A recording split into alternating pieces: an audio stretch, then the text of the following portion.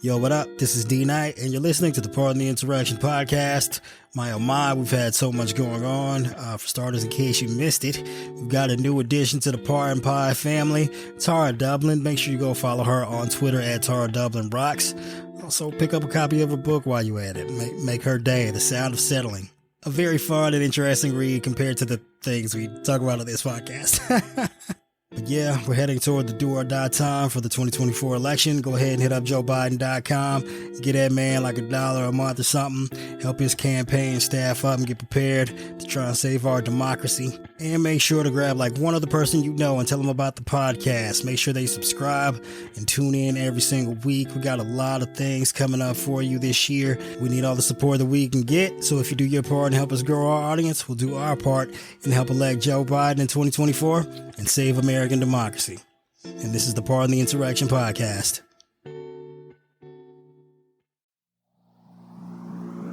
One, two, three, four.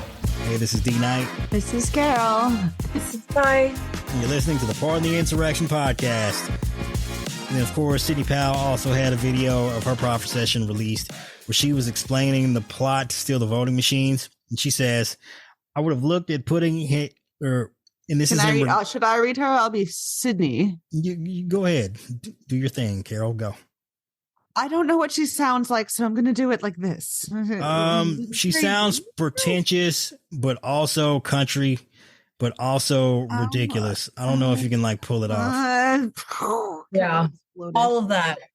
I would have looked at putting into effect provision of a draft executive order. No. No. It was perfect.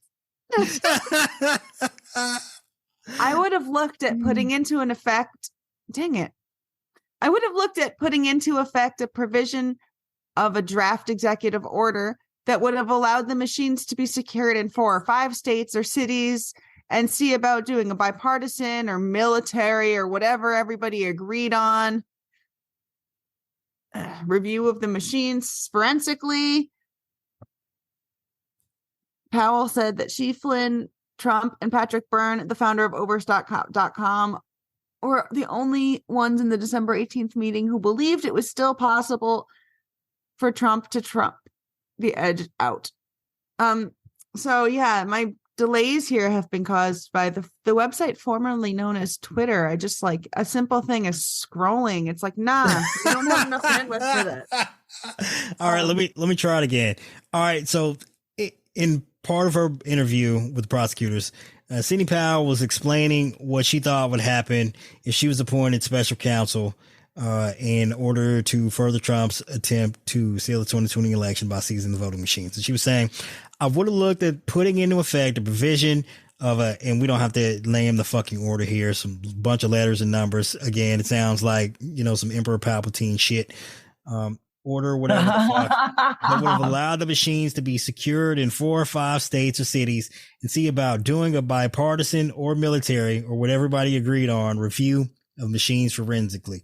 And like, that sounds rather anodyne, but what she's saying is she would use the military to go into states, seize the voting equipment, and then tell everyone the fucking election was rigged, whether that's what the evidence showed or not. And she also said that her, Flynn, Trump, and Patrick Byrne, the former CEO of Overstock.com, were the only ones in the December 18th meeting, the meeting of infamy, December 18th, where they were losing their mind and Rudy Giuliani was losing his shit and saying all kind of crazy stuff. And this, this was pre-face melting, also pre 4 Seasons Total Landscaping, also.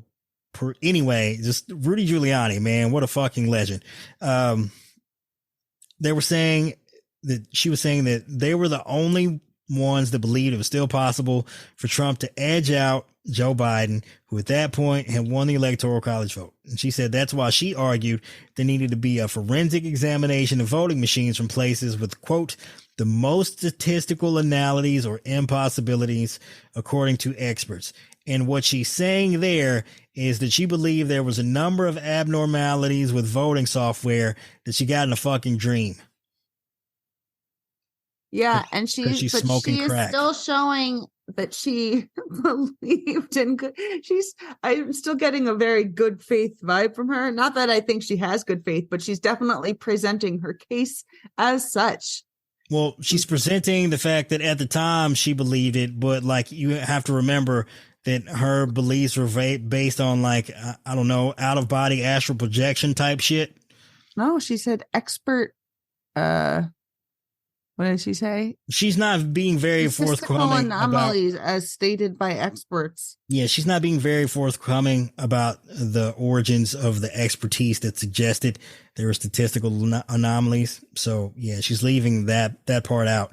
I just wanted to make sure we got that across.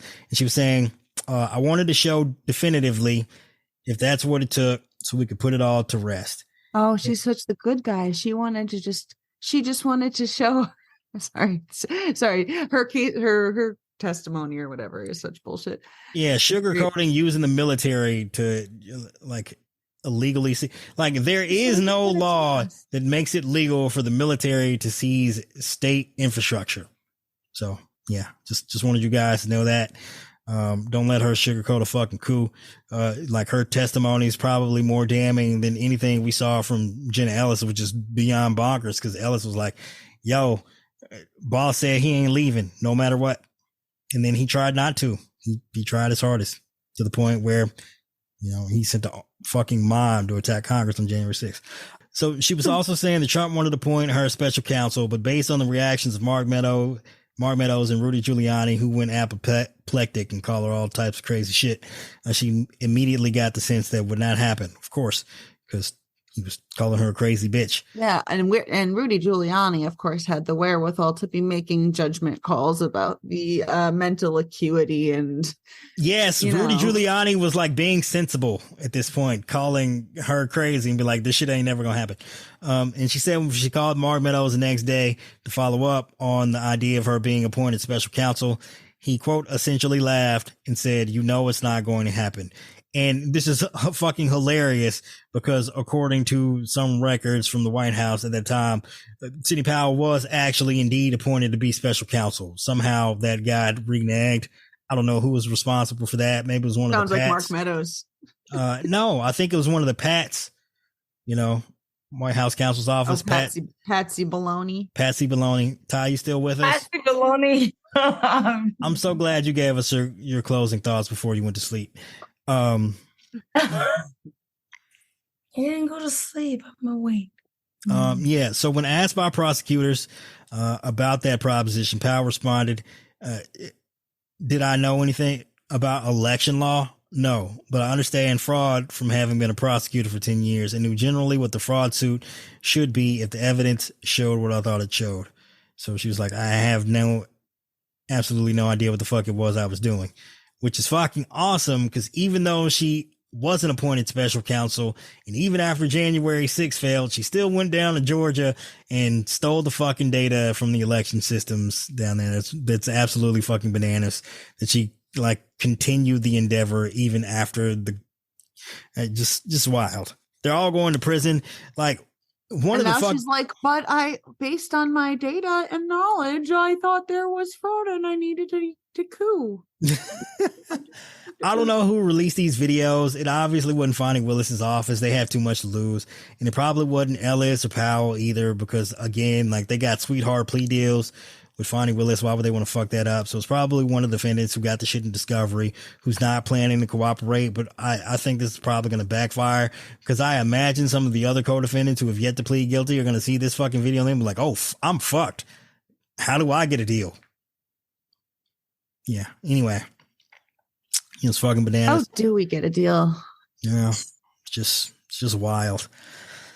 All right, moving on. If we're moving on from the most insane things in the history of American politics, you're like, all right, just another Tuesday. And of course, you'll probably be listening to this on a Wednesday.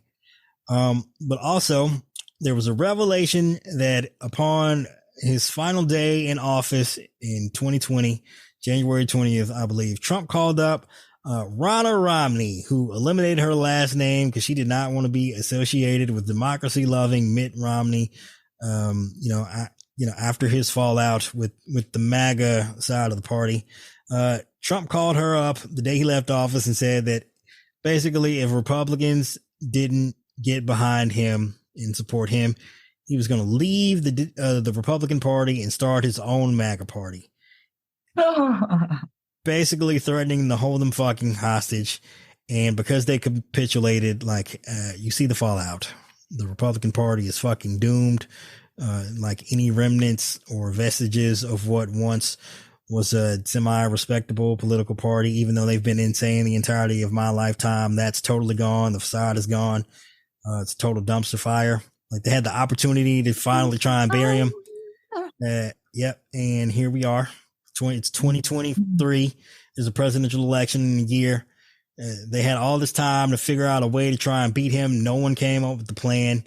And now he's running wild he's running away with a 2024 nomination, even though he has been indicted in multiple jurisdictions on 91 counts. He's probably going to end up in prison. Actually, that pretty much sums it up. Yeah. Yeah. It's a downside that we're even in this position at all, of course. But like, I'm sick of just having a catastrophe narrowly avoided, but it's better than the alternative. Oh, yes. Would you rather have like it entirely unavoided and like we just live in catastrophe after catastrophe? Because that's also an option. At least I'd probably be dead by now. Way to brighten things up on the podcast, Carol. You're our sunshine. Not that I want to be dead, by the way. I enjoy being alive. No, I totally understand. Like the way things are going at this point, I wish something would just come along and put me out of my misery as well. Because the future is looking grim. It's looking very grim. But yeah, it's just insane. Like Trump blackmailing the Republican Party. Because again, like if Trump splits and takes his voters with him, like the Republican Party ceases to exist. And I guess that's why there was 14 days between all of those Republican senators very loudly and very publicly condemning Trump for the coup. And then all of a sudden, yeah, Mark Meadows takes a trip down to Florida, and then how they changed. They flipped overnight. They're like, oh, Trump's awesome. Let's not convict him of trying to overthrow the government. Yeah, I was just kidding when I showed a spine for a minute. Yeah, it's bananas. Talking to you, Lindsay. And this is the problem with the Republicans. Like they don't have the ability to think. Look, game theory is probably an overly complex analytical explanation of what was going on here, but like the inability to think forward to the future, just even in like the short term. I mean, year sounds like a long time, but in political terms, like 2 years, 4 years is nothing. And the fact that they couldn't see the long-term implications of not convicting Trump in his impeachment trial, like, of course, if you convict him, he can't run for office. You're free. And they were like, we can't take the immediate political hit of convicting Trump. So we're going to let him run wild and take over the party. And now here he is like dooming them. I mean, they're probably going to lose in 2024. Well, let me rephrase that. They can't legitimately win in 2024. So whatever plan they have must be like another fucking crime. Just add that to the list of crimes, whatever it is they're going to do. Yeah. Like, I've come to the conclusion that many of them, it's not that they can't see forward. It's that they don't have any good roots. So they're living moment to moment, and they'll just do whatever the fuck it takes to make it another day in their world. Yes, they just don't care about the consequences. Yes, the inability to put the short-term incentive aside and focus on the long-term consequences of short-sighted behavior. They lack that ability. Anyway. It's not about willpower. It's a lot of them are fucked, and they,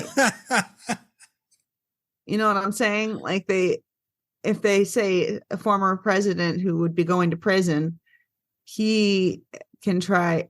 It's his incentive to try everything he possibly can to avoid going to prison, because he knows there's no long-term future where he doesn't go to prison otherwise. All right, let me tell you what they should have done, Carol. It's 2021. The impeachment trial has wrapped up. It's time for them to vote. Republicans want to get rid of Trump, but they're scared if they come out against him, they're fucked. Here's what you do. Only they could talk to each other in advance. They could. So here's what you do. you've got 50 Dems already. All you need is 10 Republicans, basically. You take everybody in the back, you give them straws. Whoever draws the 10 short straws, they're the ones who get to go out there and sacrifice their political careers for the greater good of the party. You set them up with some kind of fucking cushy ass job when they get voted out of office where they can collect a paycheck for the rest of their lives.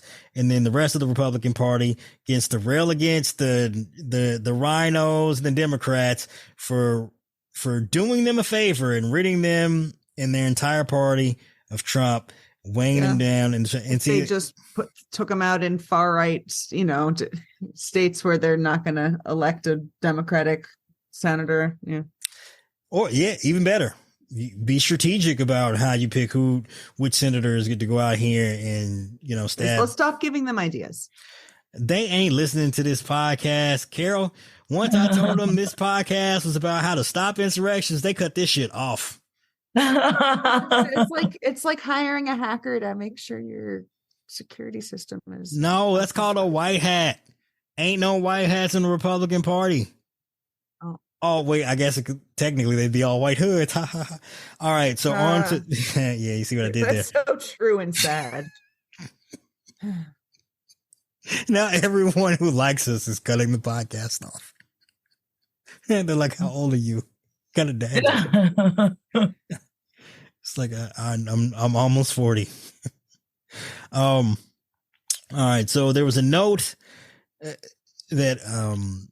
apparently was torn up in Trump fashion in the White House from his time in the Oval Office after the election. That was from Johnny McEntee, a self-proclaimed fuckboy in Trump's orbit, that he sent to the Army Secretary, because if you don't remember this, like, the Army Secretary put out a statement nearing the 2020 election saying the Army has no role in determining like the outcome of elections or policing them and so on and so forth. Apparently this set Trump off, and Trump told McEntee he wasn't happy. McEntee was like, I'm on it. And he sent a letter to those guys telling them, hey, like, if y'all put any more statements out, y'all fired. And that note was ripped apart into pieces in Trump fashion, as he is known to do, but apparently, no, apparently not. We seem to have the National Archives to thank. They have to get a warrant to search inside of his rectum. No, we have the National Archives to thank, apparently, for piecing the letter together and showing us that Trump intended to retaliate against people who weren't willing to. There are far less important things than Trump's asked in this letter. But yeah, I mean, this is basically Trump threatening to retaliate against military officials for saying they're not going to engage in a military coup. Just more proof of, Trump's intent. His mental state. What's the legal term, Carol? Mens rea. Andrea, yes. Yeah. So yeah, this is pretty fucking damning information. The damning information never stops. If only we had like a 14-hour podcast, we could cover all of it. Gonna sleep sometime, but then we would start getting to international news and. Yeah. All right. Well, we've got a couple more topics to run through real quick. One thing that happened the other day that apparently didn't get enough media attention, which I found to be totally insane and bonkers, is there are Secret Service agents in the DC area who are assigned to protect Joe Biden's granddaughter, who's I believe she works for a law firm. She's a very successful lawyer in that area. And apparently there appear to be 3 individuals attempting to break into an unmarked Secret Service vehicle. And one of the Secret Service agents assigned to his granddaughter fired some shots, and the individuals were seen fleeing in a separate vehicle. Now, according to the story, like, it's just like, all right, the vehicle was empty. There appear to be 3 people trying to break into the car for whatever reason, and shots are fired by a Secret Service agent. And everyone's telling me, hey man, say nothing to this story. It's just some carjackers. Okay. Yeah, I trust absolutely nothing that the Secret Service says. Like, given we can't even figure out what happened with all the fucking emails from January 6th. So, and I'm not stupid. Like, I watched January 6th unfold. There were like thousands of fucking insurrectionists trying to break into the Capitol building and kill Congress. You know how many shots were fired? One. They fought for hours. And you telling me, like, a simple carjacking by some unarmed dudes is going to call for a Secret Service agent to fire his gun? Like, absolutely not. Absolutely more to this story. I ain't fucking stupid. I ain't boo-boo the fool. I wasn't born yesterday. Like, of course, we're never going to know exactly what it is that happened, but I could clearly link this. Look, people on the right know who Joe Biden's grandkids are because they talk about them fuckers all the time. And like, this wouldn't be the first incident of violence instigated by Trump and his supporters to, public left-leaning figures. Of course, we had the fucker who was at the Capitol on January 6th show up around Obama's house trying to figure out how to get into some kind of underground tunnel to get into Obama's house to kill Obama. We had all them fucking guns in the van. This was after Trump re-truth.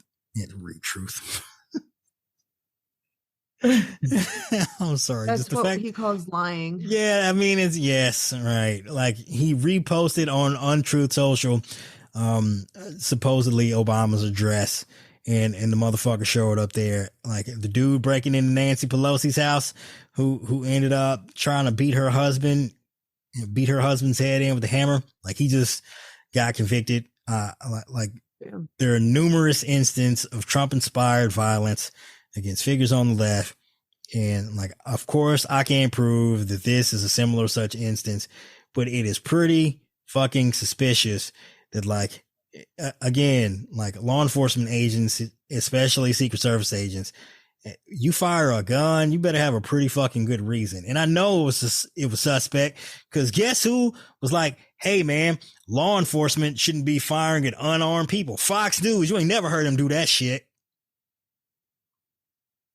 Yes. I didn't zone out and look at Twitter. Yeah, I'm just saying, Judge Janine, quote unquote judge, was defending the cops who shot Breonna Taylor in they sleep, but she's out here like, oh, the Secret Service agents shouldn't be. Yeah, okay, get the fuck out of here. Also, don't protect Democratic people. Like, this is the party of when the looting starts, the shooting starts, and like, okay. Anyway.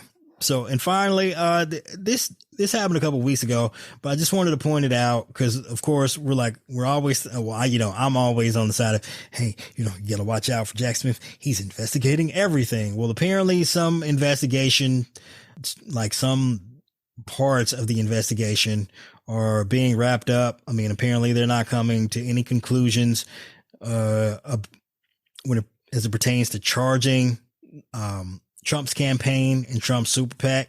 Those investigations have wrapped. They are closed. And while I think it's not ideal, like, cause I feel like, the fundraising fraud, the same way they got Steve Bannon, that's probably the easiest thing to prove in court. It's a fucking paper case. It's like this Trump org trial, like with the Trump org trial, you look at the fucking documents. Is what's on the documents accurate? No. All right, it's fraud. So like the fundraising and then not spending the money on the things that were promised, and then like the money just disappearing into Trump's pockets, like probably easily provable fraud, which could shut down his PACs and the feds could seize all that money. Well, they're not doing that. And while that's not ideal, what it does suggest is whatever the scope of their investigation is, like it's no longer going to expand. They're pulling back on the reins as far as like the number of things they're going to continue to pursue at this point. And at least that's what I believe this signals. Yep. Okay. If y'all got anything to add, feel free. You don't have to. No. Yeah. I zoned out again because that's okay. I was rambling. You just can't handle this world, but not in a way where you have to be too worried about Are me. you stoned? It's okay. I have OCD about the end of democracy, so like I just continue to go on and on about everything. But we can I've seen good indications recently. I mean, last week's elections were great for Democrats, and therefore democracy. The idea, I mean, if we still, to the extent that we still have a shot at it, the places that have direct democracy, like Ohio for the constitutional amendments or whatever. It sounds like your closing thoughts. You got to save that because we need to choose a shithole of the week. All right. Yeah. So do you have any nominees by any chance, perhaps? Or are you okay there? You getting sleepy? Did I keep you up too long? I'm sorry. Oh, are you getting tired, donut? Sleepy donut. Todd, you got any nominees for the shithole of the week award? By any chance? Republicans. They can't. They ain't eligible as a party. That's all we talk about. How fucking bad they are. Not nominate them like the whole like. No, we got to be more specific than just Republicans. I mean, James Palmer. All right, yeah, because look, man, trying to impeach Biden for loaning money to his brother after he loaned the exact same dollar amount to his, Biden loaned $200,000 to his brother. As it turns out, James Comer loaned $200,000 to his brother. You are hereby awarded the shithole of the week award. Yes. God, Jesus Christ. My God, and man. Fucking, man, I can't. His voice, and his face grates my motherfucking nerves. And it is so incredulous to me. And he need to eat a fucking salad too. Bro, your blood pressure got to be up there. I'm sorry. But that fucker. You use a vinaigrette dressing. Anyway. All right, Carol, continue with your closing thoughts. Ty, you've already given us yours, so you're off the hook. Oh, my closing thoughts are just explaining why I was zoning out because of because I won't shut the fuck up. Constantly being overwhelmed. But I was saying, in the places where people had a chance at true representative just straight democracy, it's gone really well. So I'm hoping. People say if they're just running on abortion, that's not enough. It seems like it is. It is enough. As long as, I hope the Democrats don't get too splintered. And remember, you can't fight enemies from the outside if you're ignoring enemies from within. I don't know. No, you're Trump now. What? Is that exactly what he said? That is what he said. That I knew I just heard that somewhere. No, but seriously, I'm not saying we should fucking execute them, but that's another layer of my anxiety, the skewing of my allyship. I have to with the Israel Hamas conflict, war, whatever you want to call it. Yeah, thank you for accurately describing that, by the way. Because a number of people are like, Israel, it's the Israel-Palestine. It's not a conflict between Israel and Palestine. Hamas fucking attacked Israel in the most horrific experience they've had in 70 years. It's a war between Israel and a terror group. Anyway, I'm sorry, continue. Oh no, it's just being feeling alienated on both sides of the political spectrum. Now. Do you need a hug? No, Carol sounded very Jewy when she said that. She goes, Shabbos. Love it. No, she was making fun of your pronunciation of Hamas. Hamas. Anyway, yeah. Well, I'm sorry you're feeling alienated. We love you. You want to come give us a hug through the computer screen? Here you go. Hope that made you feel a little better. I wasn't trying to complain. I'm just saying, it's hard to be fully present sometimes these days because, the world is so fucking overwhelming. Well, Dave wants to take me to New York because that's where we're still on, girl. And to go to they don't know who Dave is. Yeah, stop. Oh, okay. Oh, yeah. Rewind. Yeah, all right. Hi. Do you have any closing thoughts after No, my she trailing off? she gave us no, she already gave them to us like Insert four, the closing thoughts. she gave them to us like 4 minutes into the podcast, Yeah, Carol. now you'll have that big loud noise to go find it. She's Insert them. she's off the hook. Thanks, Carol. Yeah. You're just as good as a button that makes a noise that goes beep. Well, way to make yourself valuable. All right. As for my closing thoughts, I'm gonna give you my thoughts off the Twitter. I'm sorry for recycling, but again, if you just happen to miss it on Twitter yesterday, I posted a tweet, I guess, on Twix yesterday. I guess that's what we're calling it, because X is just fucking lame. We can't call it that. So I was talking about the problems currently facing our democracy in terms of like the nature of the Republican Party. So here's the thing about Trump going full Nazi. Trump isn't even the main problem. In all likelihood, he's going to lose next year and end up in prison. Yeah, if he somehow manages to cheat his way into office, of course, our democracy is over. But as it currently stands, Biden is more popular with Democrats than Trump is with Republicans. The media won't ever tell you that, but if Biden voters turn out, meaning us, Trump loses. We'll save that conversation for another day, though. The real problem with Trump going full Fourth Reich with plans to install tens of thousands of loyalists in the government and the military, invoking the Insurrection Act on day one and filling the streets with the military, and rounding up people and throwing them into concentration camps, is that isn't a Trump-specific plan.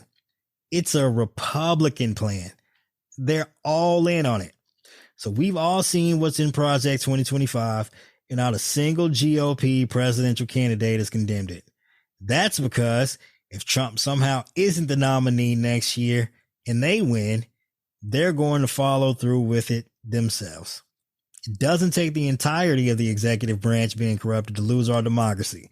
You put a few people in key positions in federal agencies, intelligence agencies, and military positions being held open by a certain GOP senator, which we won't name, and with a right-wing conservative Supreme Court on the payroll of I keep saying white wing because, Freudian fucking slip. White wing? Did you say white wing? I did. With the conservative Supreme Court on the payroll of right-wing billionaires, there's no one to stop them if they get control of the White House. And I'm not being an alarmist. Like I said, if we do our jobs right, Biden will win in 2024. The problem is the Project 2025 can easily become Project 2029 or Project 2033. It doesn't fucking matter, because it doesn't matter which Republican is at the helm. It only matters if they win. If they ever win, at least as the party is currently constituted, it is all over. And once in power, just like Jenna Ellis told us, they ain't never leaving office. If Republicans win in 2024 or 2028 or 2032, etc., they won't wait until they've lost their re-election bid to stage a January 6th like coup. Absolutely not. They're going to start dismantling democracy on day one in office, so that by the time they have to run for re-election, elections won't mean anything.